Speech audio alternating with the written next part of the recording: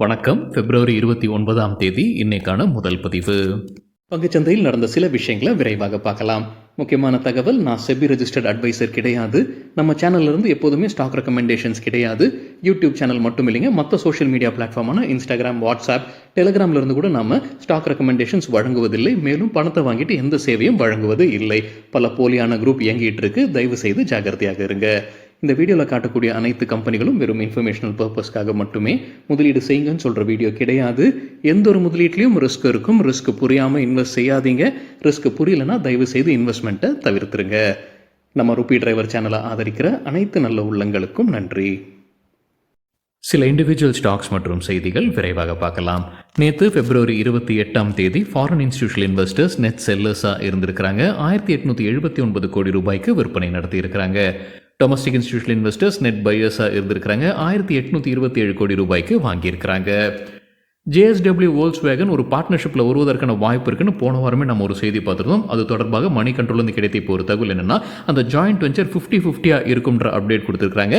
இது electric vehicle மார்க்கெட்டில் தான் நம்ம இந்த ஜாயிண்ட் வெஞ்சரை அமைக்க இருக்கிறாங்க. முன்னே நம்ம செய்தி பார்த்துருந்தோம். அது இப்போ 50-50 இருப்பதற்கான வாய்ப்பு இருப்பதாக சொல்லியிருக்கிறாங்க மணி கண்ட்ரோலில். முக்கா புரோட்டீன்ஸ் IPO குறித்தான அப்டேட் மணி கண்ட்ரோல் கிடைத்தது. ஃபிஷ் புரோட்டீன் ப்ராடக்ட்ஸ் உற்பத்தியாளர் அவங்களுடைய IPO எப்போ ஓப்பன் ஆகுது? பிப்ரவரி 29ஆம் தேதி. இன்னைக்கு எப்போ முடிவடையுது? மார்ச் 4ஆம் தேதி. என்ன விலை நிர்ணயித்திருக்கிறாங்க? ₹26 lower band, ₹28 upper band. GPT health care IPO முடிஞ்சு இன்னைக்கு லிஸ்ட் ஆவதற்கான வாய்ப்பு இருக்குன்னு மணி கண்ட்ரோலில் தகவல் சொல்லியிருக்கிறாங்க. லிஸ்டிங் 5% கூடுதலாக லிஸ்ட் ஆவதற்கான வாய்ப்பு இருப்பதாக சொல்லியிருக்கிறாங்க அதே செய்தியில். மியூச்சுவல் ஃபண்ட் கம்பெனிகளுக்கு securities and exchange board of India SEBI சில வலியுறுத்தல்கள் வழங்கியிருக்கிறாங்க.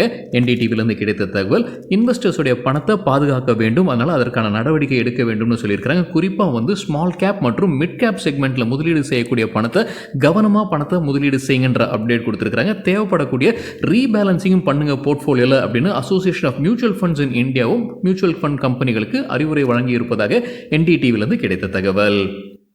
ஜூனிபர் ஹோட்டல்ஸ் லிமிடெட் கம்பெனியுடைய ஷேர்ஸை நார்ஜஸ் பேங்க் வாங்கியிருக்கிறாங்க. நேற்று 21,77,000 ஷேர்ஸ். ஒரு ஷேர்லேயே ₹398.15. நேற்று லிஸ்டான கம்பெனி நினைக்கிறாங்க. இன்னொரு முறை சரிபார்க்க வேண்டும்.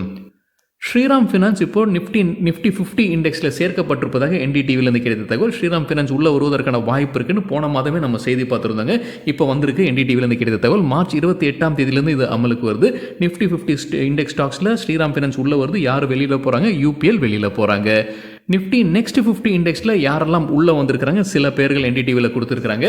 Adani power, Indian railway finance corporation, IRFCயும் வருவாங்கன்ற ஒரு எதிர்பார்ப்பு வந்து எனக்கு ஒரு பெரிய அளவில் ஷேர் பிரைஸ் அதிகரித்தது. Jio financial services, power finance corporation, REC. யாரெல்லாம் வெளியில் போகிறாங்க? நிஃப்டி நெக்ஸ்ட் 50 இண்டெக்ஸ்லேருந்து Adani Wilmar, Muthoot finance, PI industries, Procter and Gamble hygiene and health care மற்றும் ஸ்ரீராம் ஃபினான்ஸ். நிஃப்டி 500லேருந்து வெளியேறக்கூடிய சில கம்பெனிகள் என்னென்ன? Brightcom group, GR infra projects, Nazara technologies, Pfizer, TTK Prestige, shopper stop, TeamLease services, Zydus wellness. இவங்களை தவிர்த்து 26 கம்பெனிகளும் இருப்பதாக சொல்லியிருக்கிறாங்க. வேறு சில 26 கம்பெனிகள் யாரெல்லாம் உள்ளே வந்திருக்கிறாங்க? அதில் சிலது Cello world, Doms industries, happy forgings, Honasa consumer, IREDA, Inox wind, Jio financial services மற்றும் டிட்டாகர் ரயில் சிஸ்டம்ஸ். ஜொமேட்டோவில் நேற்று ஒரு பெரிய டீல் நடந்திருக்குன்னு மணி கண்ட்ரோலில் தகவல் சொல்லியிருக்காங்க. 158 கோடி ரூபாய் மதிப்பிற்கான ஷேர்ஸ் கைமாறி இருப்பதாக சொல்லியிருக்காங்க. ஸ்டாக் எக்ஸ்சேஞ்சிலேருந்து எந்த தகவலும் எனக்கு கிடைக்கல. JB கெமிக்கல்ஸ் குறித்து மணி கண்ட்ரோலிருந்து கிடைத்த ஒரு தகவல், கம்பெனியுடைய ப்ரொமோட்டரான KKR அவங்களுடைய ஷேர்ஸை விற்பனை செய்வதற்கான வாய்ப்பு உள்ளதாக தெரிவிச்சிருக்கிறாங்க. 2020ஆம் ஆண்டில் அவங்க கிட்டத்தட்ட 54% ஸ்டேக் கம்பெனியில் வாங்கியிருக்கிறாங்க. 12,200 கோடி ரூபாய் முதலீடு செய்திருக்கிறாங்க. இது ஒரு காரணமாக சொல்லியிருக்கிறாங்க மணி கண்ட்ரோலில். நேற்று JB கெமிக்கல்ஸ் 3% விழுந்ததற்கு. எக்கனாமிக் டைம்ஸில் புரோக்கிங் கம்பெனி ஸ்டாக் ரெக்கமெண்டேஷன்ஸ் கொடுத்துருக்காங்க. பொனான்சா போர்ட்ஃபோலியோடைய பரிந்துரைகளில் மதர்சனுக்கு பை ரேட்டிங் எதிர்பார்க்குற target 125, stop loss 115.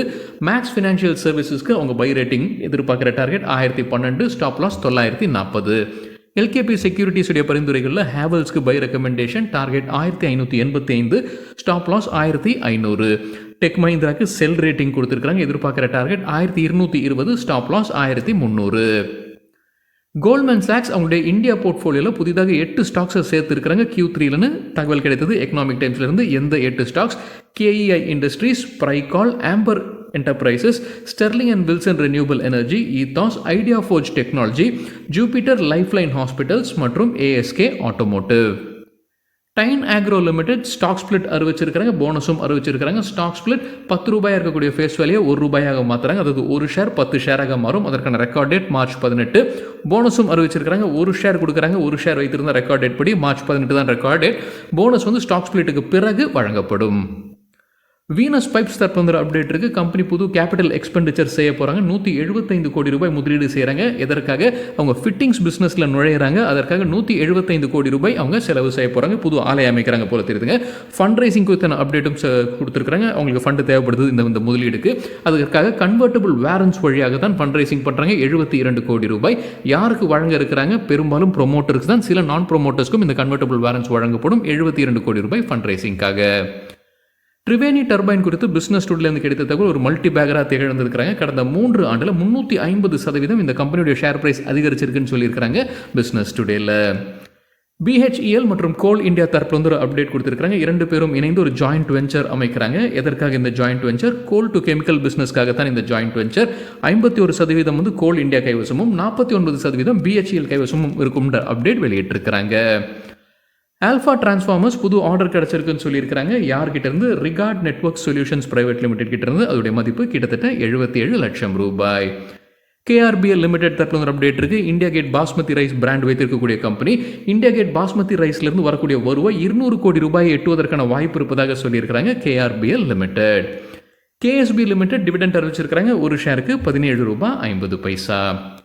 NTPC limited தரப்புல ஒரு அப்டேட் இருக்குது. NTPC கிரீன் எனர்ஜி லிமிடெட் அவங்களுடைய மற்றொரு நிறுவனம். அவங்க வந்து Maharashtra state power generation company லிமிடெட்டுடன் ஒரு பார்ட்னர்ஷிப்பில் வராங்க. எதற்காக? ரெனியூவல் எனர்ஜி பார்க்ஸ் மகாராஷ்டிராவில் அமைப்பதற்காகத்தான் இந்த ஒப்பந்தம்னு சொல்லியிருக்கிறாங்க NTPC லிமிடெட். ஆஹா சோலார் டெக்னாலஜிஸ் தரப்புல அப்டேட் இருக்குது. கம்பெனிக்கு ஒரு புது ஆர்டர் கிடச்சிருக்கு. 37 லட்சம் ரூபாய் மதிப்பிற்கான ஆர்டர் யார்கிட்ட இருந்து? Gujarat urban development company limited கிட்ட இருந்து கிடச்சிருக்கு.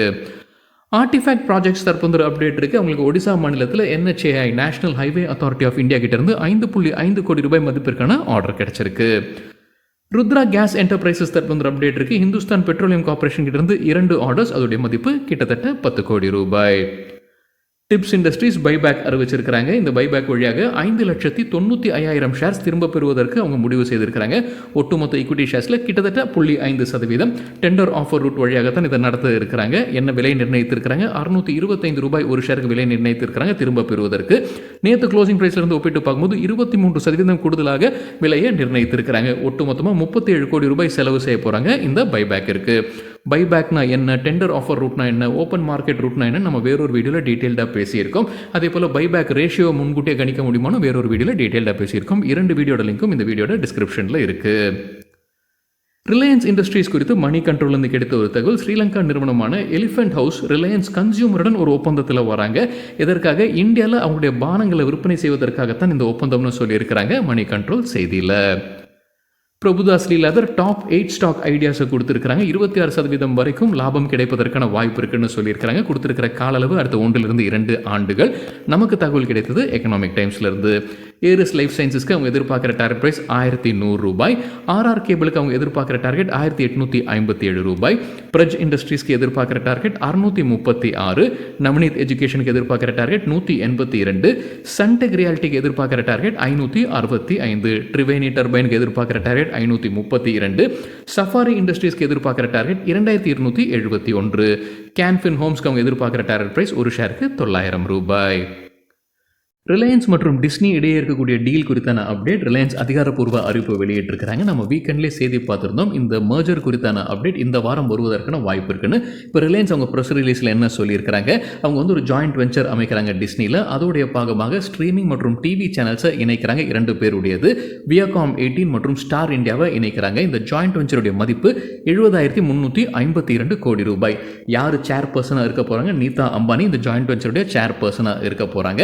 ரிலையன்ஸ் இண்டஸ்ட்ரீஸ் கூடுதலாக 11,500 கோடி ரூபாய் முதலீடு செய்கிறாங்க. டிஸ்னி வந்து அவங்க கைவசம் இருக்கக்கூடிய கண்டென்ட் லைசன்ஸை வந்து இந்த ஜாயிண்ட் வெஞ்சருக்கு வழங்க இருக்கிறாங்க. இந்த ஜாயிண்ட் வெஞ்சரில் ரிலையன்ஸ் இண்டஸ்ட்ரீஸ் கைவசம் 16.34% கண்ட்ரோலிங் ஸ்டேக் இருக்கும். வியாகாம் 18 கைவசம் 46.82. வியாகாம் 18லும் ரிலையன்ஸ் முதலீடு பண்ணியிருக்கிறாங்க, ஸ்டேக் வைத்திருக்கிறாங்க. டிஸ்னி கைவசம் 36.84% ஸ்டேக் இருக்கும். ரிலையன்ஸ் மற்றும் டிஸ்னி இடையே 120 டெலிவிஷன் சேனல்ஸ் இருப்பதாக மணி கண்ட்ரோல்லேருந்து கிடைத்த ஒரு தகவல். இந்த ஜாயிண்ட் வெஞ்சர் வழியாக 750 மில்லியன் வியூஸ் இந்தியா முழுவதும் இருக்கிறாங்கன்ற அப்டேட்டும் அதே செய்தியில் சொல்லியிருக்கிறாங்க.